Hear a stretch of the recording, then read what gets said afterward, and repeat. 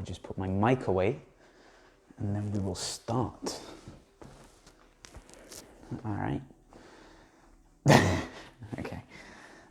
So during these past few months, I've had a few trips around some areas in Iceland, and it's been a really interesting summer because these 3 trips that I'm about to describe have been quite special and memorable to me.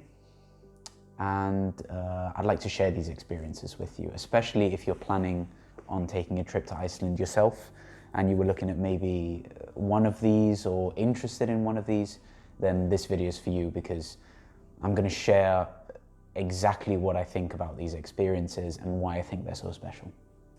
The first of these 3 locations was the volcano, which most recently erupted just like a few months ago in the Reykjanes Peninsula. And for those of you that don't know where exactly that is, in Iceland, where you land in a place called Keflavik, which is a town just 20 minutes away from the city center, there's a volcano. There's a volcano that's pretty close to it, actually. Coincidentally, the volcano that erupted this year was the same one that erupted in 2021, which I did take pictures of. 2021, I think that's correct. Leave in the comments if I'm wrong, but I think that's correct.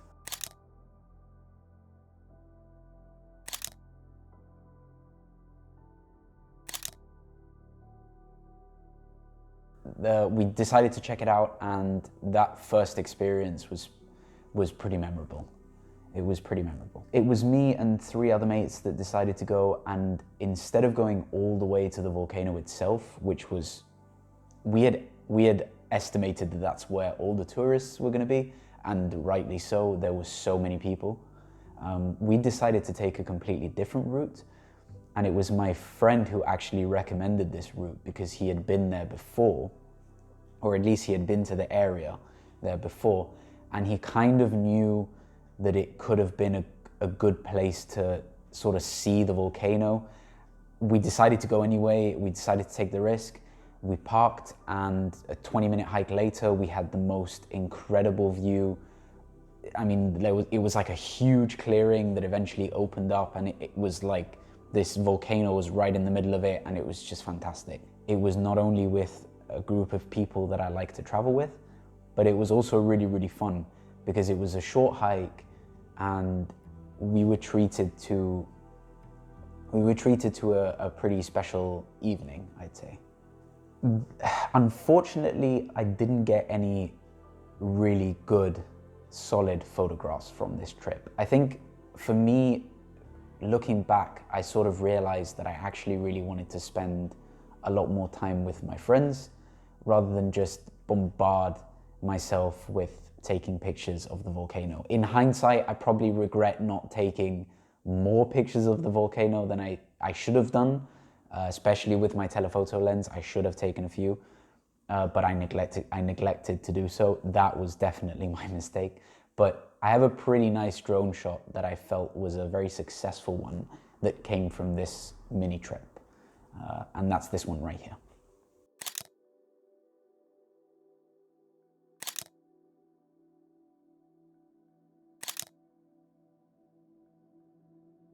Location 2. So the second one, I recently went to the Glacier Lagoon, and I had a family member come over about a month ago. And this has to be a pretty special time going to the Glacier Lagoon because of the time of day that we went. And that's the reason why I think it's noteworthy and why I think it deserves to be in the top 3 list of my favorite places this year that I've gone to. So when my family member arrived, we kind of were itching back and forth about where to go, what places to see, because you can't see everything in like a week and a half. Like it's impossible to see everything here in a week and a half. But the Glacier Lagoon is sort of at the top of everyone's list. It's one of those places where you go and it doesn't matter how long you stay, you're never going to get bored of it.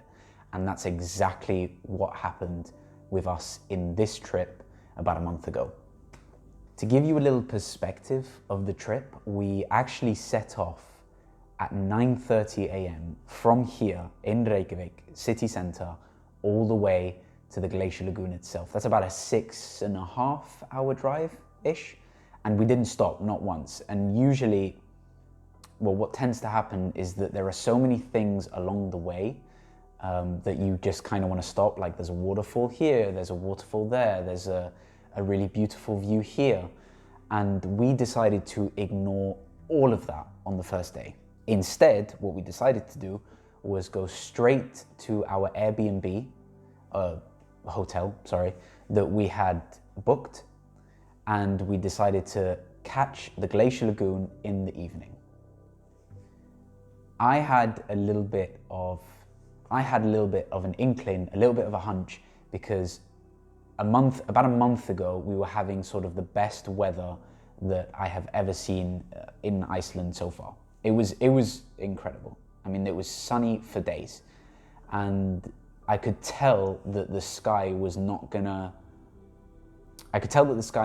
be too cloudy that evening, or at least so far that I was hoping it was not gonna be too cloudy. There was not a single cloud in sight. And I thought to myself, this will be the perfect time to catch the glacier lagoon during sunset, something which I have never seen before and that I always wanted to see. I wanted to see this place during that period of time. So when we did, I mean, the photographs that I inevitably took from this were probably some of my favorite pictures that I have taken this year.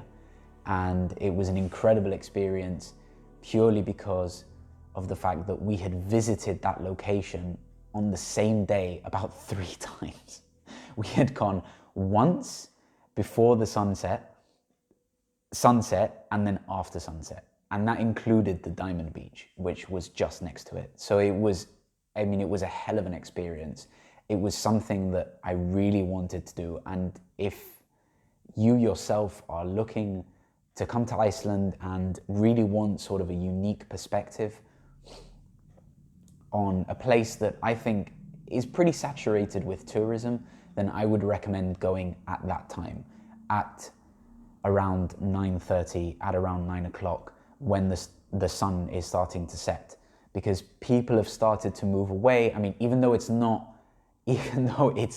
as empty as I thought it was going to be, it was still pretty packed, but it was incredible. I mean, like, I have no words.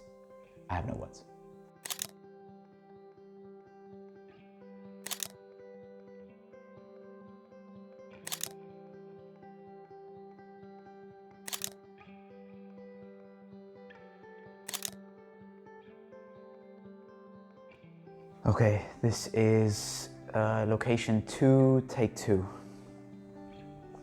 Put that away.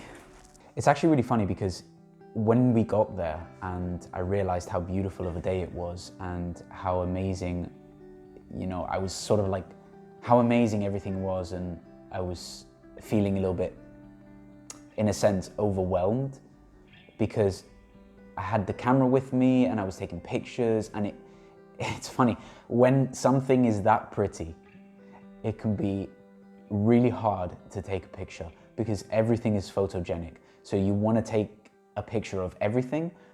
And I remember the first thing that went through my head was that I really hope I got something good. And I was just happy that I walked away with some really, really nice, memorable shots from this trip. Recently, I posted a few photos from a camping trip that I went on in the Snæfellsnes Peninsula. And for those that have absolutely no idea where or what that is, let me briefly explain.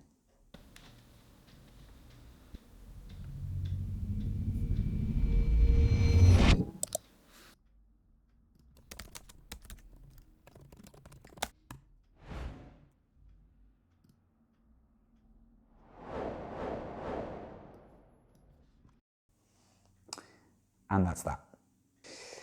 Camping here was something which I loved, and to be completely honest with you, it's probably the simplest and most beautiful way to experience a landscape here in Iceland.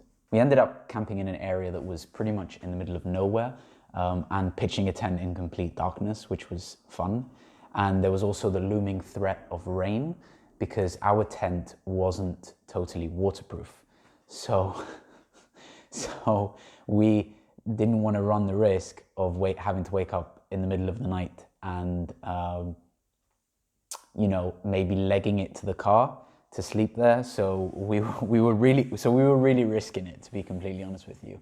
And we managed to catch an incredible day. I absolutely love this. And I think out of all the trips so far, this has probably been the highlight of the summer, which is funny because it's the simplest one, but I think it's the one that I enjoyed the most in a way, because you really are sort of not doing what everyone else is doing. You're doing your own thing.